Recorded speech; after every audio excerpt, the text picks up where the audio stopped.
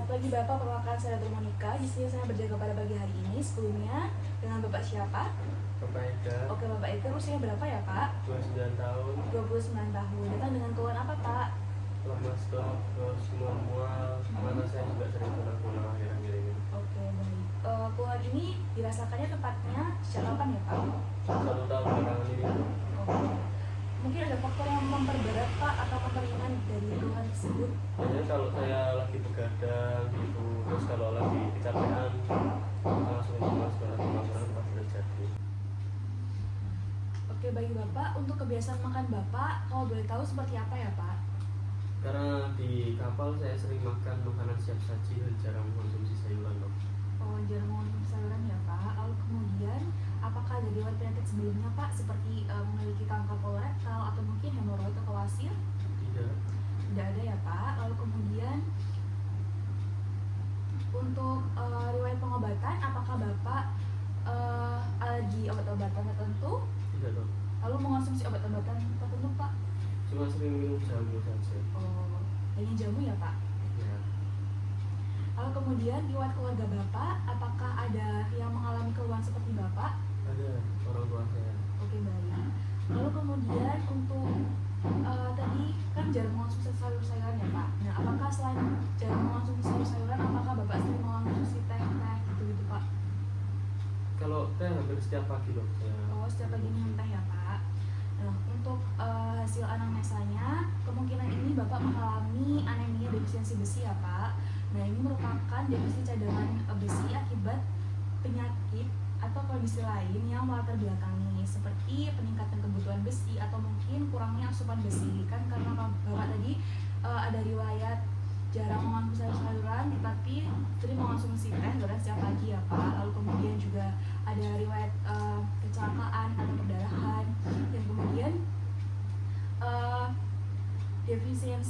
anemia defisiensi besi ini bisa dilakukan tata laksananya yaitu dengan mengisi cadangan besi tersebut dan memberi preparat besi baik oral atau parenteral dan mengobati kelainan atau penyakit yang mendasari terjadinya defisiensi besi tersebut.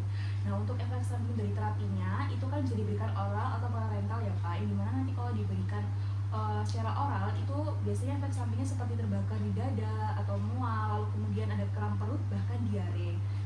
Nah sedangkan untuk konsumsi obat-obatan secara parenteral itu bisa lokal atau sistemik, yang dimana kalau lokal itu efek sampingnya bisa nyeri ya Pak, nyeri di daerah injeksi ataupun adanya rasa metalik. Lalu kemudian kalau yang sistemik itu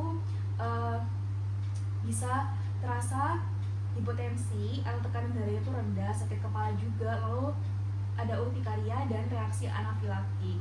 Lalu kemudian Bapak untuk evaluasi terapinya nanti untuk sebagai parameternya itu pemeriksaan hematologi atau pemeriksaan darah secara rutin ya Pak, untuk dilihat adipositnya dan hemoglobinnya. Hal ini dilakukan untuk mengetahui apakah pengobatannya itu berhasil atau tidak. Lalu kemudian untuk prognosis anemia defisiensi besi sendiri itu umumnya baik ya Pak, baik karena setelah mendapatkan terapi besi dan penyakit yang mendasarnya itu teratasi. Seperti itu ya Pak, apakah ada yang ditanyakan? Terima kasih dokter. Oke, terima kasih Bapak, semoga lekas sembuh. Bapak, terima kasih Dr. Monica. Di sini saya berjaga pada pagi hari ini. Jadi sebelumnya dengan Bapak siapa? Bapak Akila. Oke, Bapak Akila usianya berapa ya Pak? Usia saya 31 tahun. 31 tahun ya Pak. Datang ke sini dengan keluhan apa Pak? Keluhan saya mual-mual, agak berkunang-kunang, terus mudah lelah seperti anemia gitu. Apakah ada keluhan lain seperti adanya perutnya tuh membesar atau nyeri perut gitu Pak? Kalau nyeri perut ada, Oke, seperti baik. mah. Oke. Lalu kemudian apakah ada keluhan lain Pak? Seperti ada diabetes atau mungkin pernah mengalami batu empedu gitu Pak, gangguan pendengaran, gangguan penglihatan gitu Pak? Mungkin gangguan penglihatan saya. Oke, baik. Riwayat penyakit sebelumnya, apakah pernah mengalami hemoroid atau wasir? Tidak. Oke. Lalu kemudian untuk riwayat pengobatannya, apakah Bapak ada alergi obat-obatan Pak? Tidak ada. Oke. Pernah transfusi darah nggak Pak? Untuk transfusi darah saya pernah. Oke. Lalu kemudian apakah keluarga Bapak ada yang merasakan hal yang sama seperti Bapak Akila sekarang ini? Untuk keluarga saya, kakek saya. Oke. Beliau anemia terus meninggal dunia.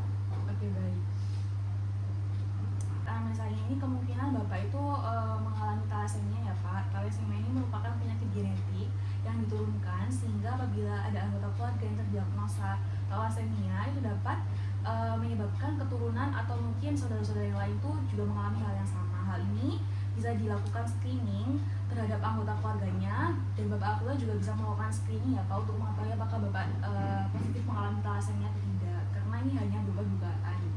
Lalu kemudian untuk pelaksana thalassemia ini bisa meliputi pemberian transfusi darah ya Pak, atau transplantasi dari sum-sum tulang belakang, dan kemudian bisa pemberian creatine agen untuk mencegah terjadinya overload dari besi.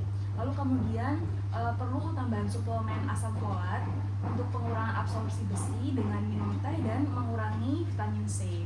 Bapak selanjutnya itu evaluasi terapi. Jadi untuk mengukur dan memonitoring resiko hemosiderosis atau overload dari besi tersebut, itu dilakukan pengukuran status besi secara rutin dan pemeriksaan lainnya untuk mengetahui apakah adanya penimbunan besi pada organ-organ seperti jantung dan hati, seperti tadi yang saya bilang ya Pak. Lalu kemudian untuk prognosis dari thalassemia sendiri itu umumnya baik dengan terapi yang tepat, dan pada pasien thalassemia mayor dengan transfusi rutin itu diberikan creatine agen untuk mengetahui dan mengurangi risiko morbiditas dan mortalitas akibat overload dari besi tersebut. Jadi apakah Bapak ada yang ditanyakan?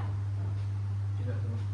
Oke baik, jadi kesimpulannya ini thalassemia ini bisa diterapi dengan melakukan transfusi darah ya Pak, dan dilakukannya secara rutin. Jika tidak, maka dapat menyebabkan kematian. Seperti itu ya Pak. Pak, kalau sudah tidak ada yang ditanyakan, untuk sesi konseling dan konsultasinya sudah selesai ya Pak. Semoga Bapak lekas sembuh. Terima kasih Pak.